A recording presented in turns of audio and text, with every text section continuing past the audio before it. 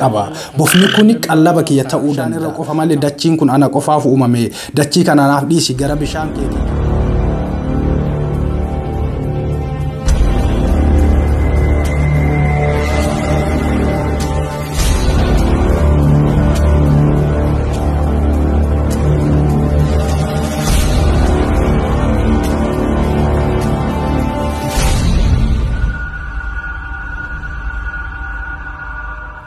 Shama harka fuune kabajamtootaa fi hordoftoota mootii miidiyaa bakkuma jirtanitti nageenyi kee kan kabajaa laga qaxxaamuree tulluu qaaree sinaa dhaqqabu viidiyoolee ajaa'ibsiisoo kan hedduu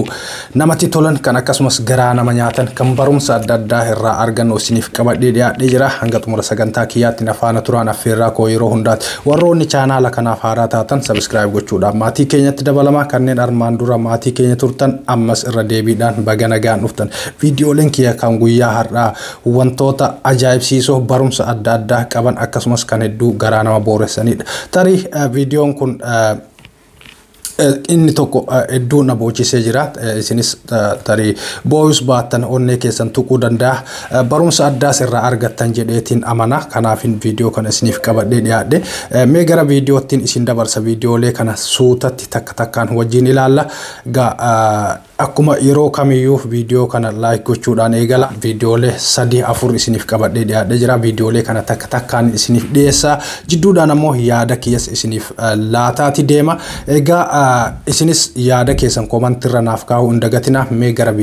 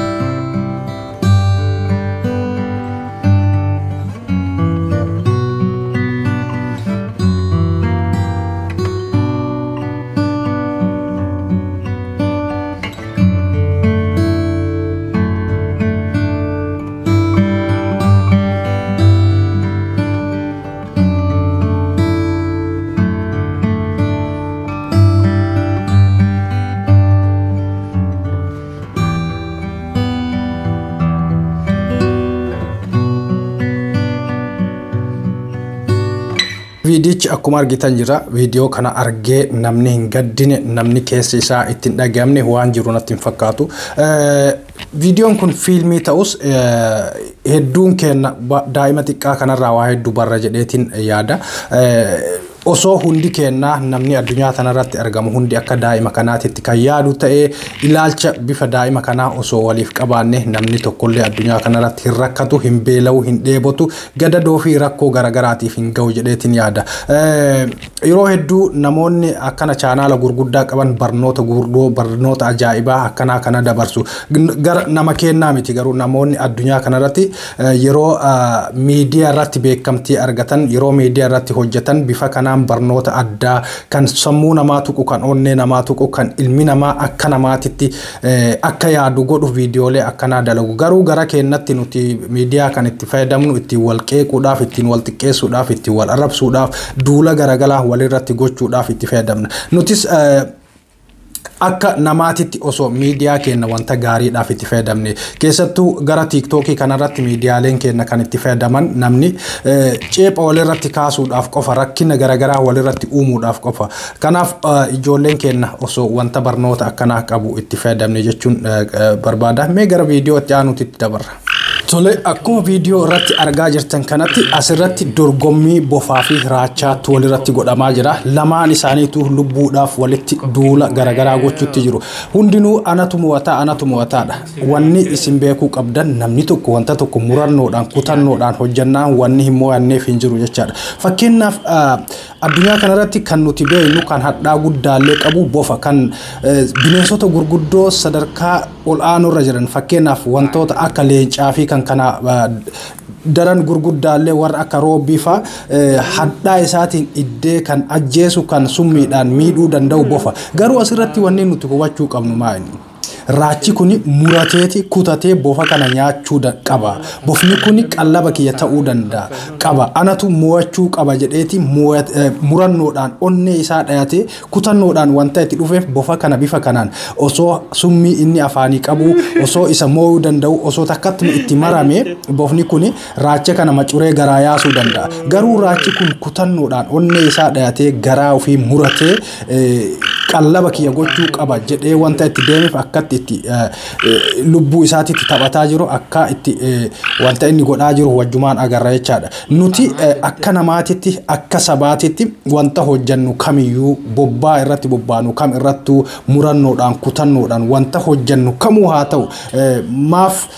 wanni sun fedhu gaarii ta'a fedhu badaa ta'a wanta hojjannu kamuu kutannee onneedhaan wanta san galmaan gaa ni mo'adha beekamtiis yoo ta'e miidiyaa garagaraa irratti wanta kana waan gaarii hojjadhee ittiin beekama wanta saba fayyadu wanta namni narraa barachuu danda'u wanta beekumsa kiyya hanga danda'e tokko itti cabee qabeenya kiyya itti cabsee itti fixadhee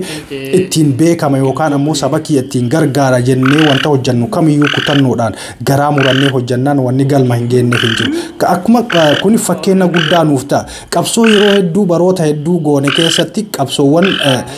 lafeen itti cabne dhiin itti dhangala'e beekaa fi hayyuu meeqa itti dhabne wanti galma nuuf ga'uu dadhabeef kutannoodhaa fi murannoodhaan irratti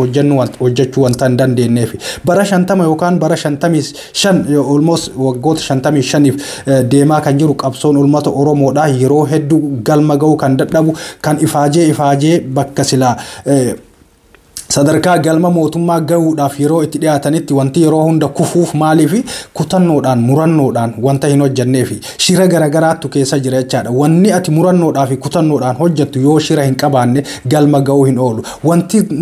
ati hojjettee galma kasii ga'uu dadhabu wanta tokko keessa shirri yookaan rakkinni addaa yoo jiraateef rakkoon tokko nuti qabnu akka sabaatitti maa'inni kan shira nutti yaaduu fi kan gaarii nuuf yaadullee addaan baafnee hin beeknu yeroo hedduu nama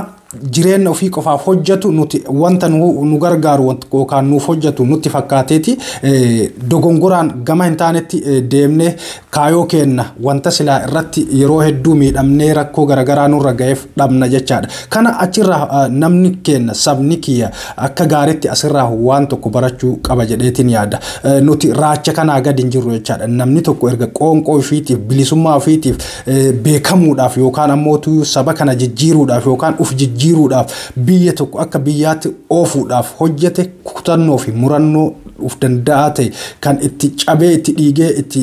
lafeen isaa cabdee itti beelee itti dheebotee bosona keessatti yeroo hedduudhaaf rakkoon garagaraa irra ga'e san galmaan ga'uudhaaf kutannoo murannoo isa barbaachisa jechaadha namni tokko wanta itti kutate wanta itti murate irratti yoo hojjete galma ga'uu hin dadhabu raachi kun fakkeenya cimaa nuuf ta'a jedheetiin yaada kanaaf viidiyoo tana qabadhee dhufe mee gara viidiyoo itti aanutti dabarra ammas na faana tura barnoota addaa barnoota ajaa'ibaa waliif dabarsaati deemna viidiyoo laayikii gochuu ammas hin dagatina